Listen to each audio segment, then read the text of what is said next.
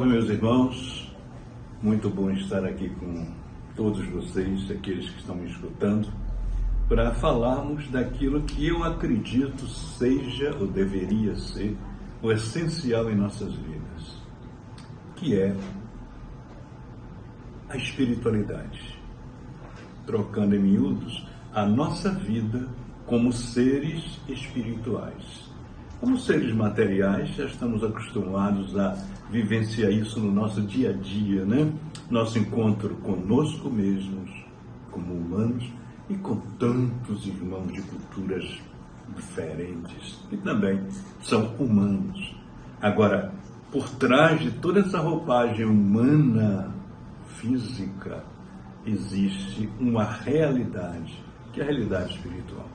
Então é muito bom estarmos conversando sobre isso, para que despertemos, né, em relação à essencialidade da nossa existência atual, né, nesse planeta Terra.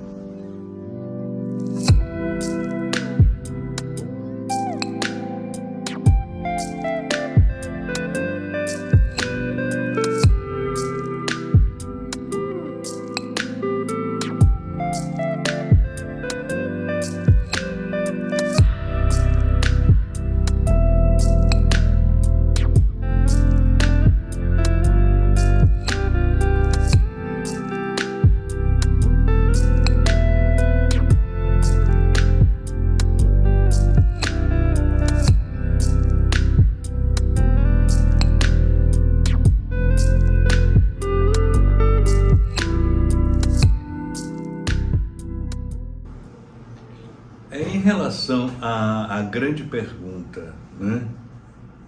Há outros planetas habitados? É interessante quando nós, saindo, né,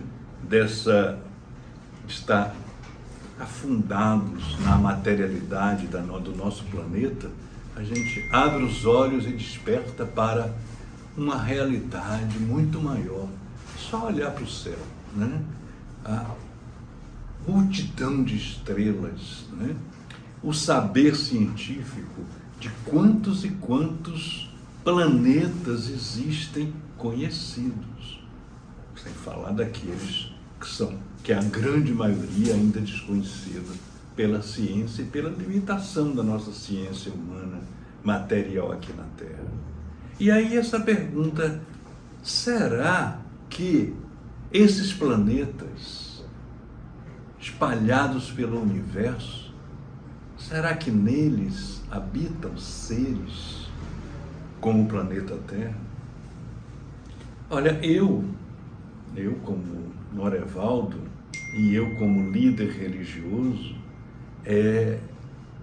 respondo o seguinte: partimos do princípio de que o Criador é Deus, Deus que nos criou, Deus que criou o universo e, portanto, Deus criou os planetas. Eu jogaria para outra pergunta: que Deus é esse que cria um universo com tantos e tantos planetas girando nesse universo louco, desconhecido dos habitantes do planeta Terra? Esses planetas todos existem em função de quê? Não vamos perguntar o porquê, e sim o para quê.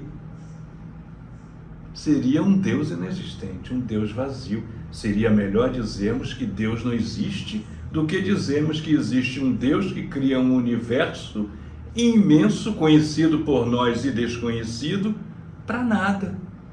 Simplesmente para nada. Com planetas desabitados, tá?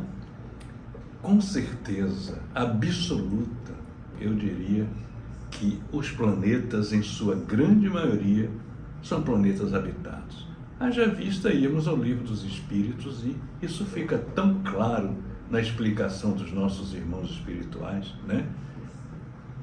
É lógico que existem planetas mais adiantados, mais atrasados, e planetas ainda em formação. Os planetas mais atrasados abrigando, né, grandes colônias espirituais, né, ainda primitivas, mas com a perspectiva, porque Deus é Deus. Toda a perspectiva da criação divina aponta para quê? Para a perfeição, né? Para a luminosidade da perfeição, na perfeita alegria, no perfeito entrosamento com a divindade.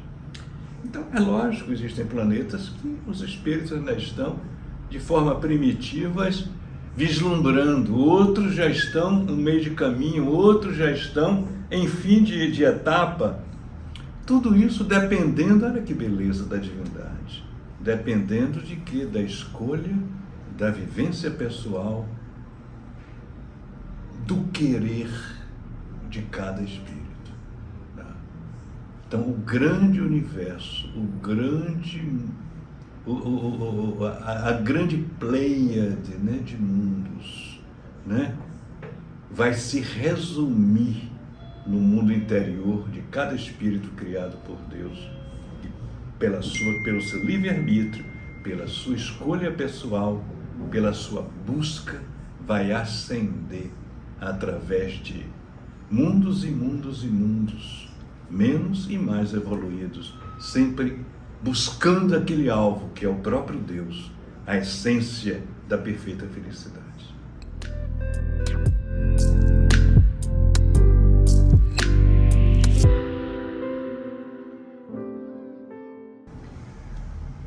A grande pergunta, o que é planeta de regeneração, só vai poder ser respondida se nós voltarmos para o Livro dos Espíritos, né? E ver quando Allan Kardec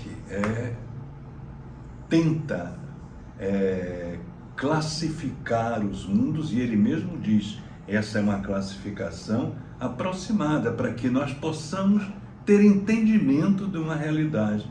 Realidade essa que no futuro, todos nós, com fé em Deus, não precisamos dessas pequenas explicações, porque entenderemos tudo perfeitamente, né?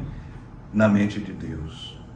Mas, enquanto estamos aqui ainda necessitando de A mais B mais C, né?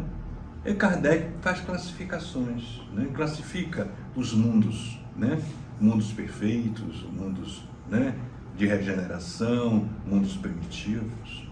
Os mundos de regeneração são aqueles que ele coloca como intermediários, né? Os espíritos, eles surgem, eles nascem, né, da vontade de Deus de forma primitiva, né, como germe, né, e vai se desenvolvendo. E esse desenvolvimento, aí que está a beleza. A criação é espontânea. O momento do espírito que chamamos em mundos primitivos despertar para a essencialidade, ou seja, para a busca da felicidade, ou seja, a felicidade existe, vamos buscá-la. Inicia-se o que se chama processo evolutivo. Esse processo evolutivo, né, é gradativo, é passo a passo. Só que esses passos são dados não por imposição divina, mas por livre-arbítrio de cada espírito. Aí que está a beleza de Deus. Nos cria e nos dá liberdade de escolha. E essas escolhas é que vão nos dar a potencialidade, né, que realiza a nossa essência como espíritos no momento. Então, o mundo de regeneração nada mais são do que planetas que abrigam, e são vários, inclusive o planeta Terra, né, que abrigam espíritos que estão naquele período de acomodação, vamos dizer assim, né? Ou seja, descanso em função de um processo evolutivo vindo e que está à frente, né? Mundos que regeneram, recompõem os espíritos que neles habitam, de toda uma viagem, desde o espírito primitivo até o mundo de regeneração, e prepara para a continuidade em direção do alvo divino, né? Em direção de Deus. E o que a pandemia tem a ver com isso? O que a pandemia tem a ver com isso? O que a pandemia tem a ver com isso? Você acha que habita em que mundo? De expiação. De expiação. Nós vivemos num mundo de expiação, tá? O que é um mundo de expiação? É um mundo onde Deus castiga os espíritos? É lógico que não, né? Isso é uma mentalidade primitiva, né? E muitas vezes imposta pelos líderes religiosos para aprisionar a mente dos seus, né, adeptos. Deus é amor, né? Deus não castiga, Deus não mata ninguém. Isso é só linguagem figurada, né? Quando Deus permite o sofrimento, Ele permite sempre em função de um bem maior, nunca em função de um castigo, né? Para que você aprenda. Não, não é isso. É o natural evolutivo, né, desse processo. O sofrimento faz parte do quê? Daquilo que eu escolhi. Eu sou fruto de mim mesmo, sou fruto de minhas escolhas. Por isso não adianta eu, como espírito, querer fugir, como acontece, né, com muitos de nós, ou a maioria ainda nesse mundo ainda primitivo, né, de olhar para os outros e espelhar no outro aquilo que é a minha realidade. É o outro que não presta, é o outro que é ruim, é o outro que faz mal, é o outro que vai para o inferno, é o outro que... esquecendo de olhar para si mesmo, né? Não me interessa o outro, interessa a mim mesmo. O outro só deve me interessar naquilo que me leva a uma relação de amor. O resto é com o outro, como a minha realidade é comigo. Então, o planeta de regeneração se propõe a isso. Saímos desse planeta, né, em que ainda estamos nessa labuta tenebrosa do bem contra o mal, né, de libertarmos-nos do mal para vivermos a dinâmica do bem, para chegarmos a um planeta em que nós vamos, vamos dizer assim, viver, angariar, né, toda a riqueza que nós conquistamos por nós mesmos nessa luta insana e contínua, né, de viver a paz e a alegria em detrimento da depressão, da angústia, do medo e do mal.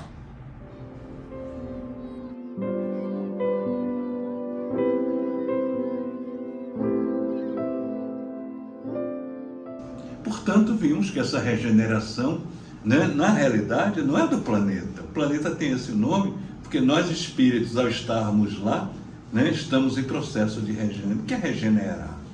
Né? Regenerar vamos dizer assim, é pegar os caquinhos, juntar tudo, né, e refazer alguma coisa. Nós estamos na luta, na labuta, né, nessa guerra santa, não com o outro, conosco mesmos. Guerra do bem contra o mal, né? Guerra do desamor em relação ao amor, para que o amor vença, né, em nós. E o amor só vai vencer em nós quando o egoísmo for massacrado. E esse massacre não pode ser um massacre inconsciente ou um massacre imposto. Aí vai gerar o quê?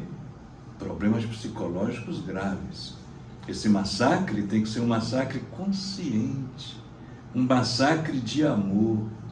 Eu vou massacrar o desamor não atirando nele, não pisando ele, mas amando-o. Esse é o grande segredo. Então, regenerar é isso. É chegar no lugar em que eu vou sentar comigo mesmo, diante do universo, sob a beleza do olhar divino, e dizer para mim mesmo o que eu conquistei. E essa conquista se agregar perfeitamente ao meu ser como ser em evolução, ser em busca da plenitude de paz e de alegria no ser de Deus.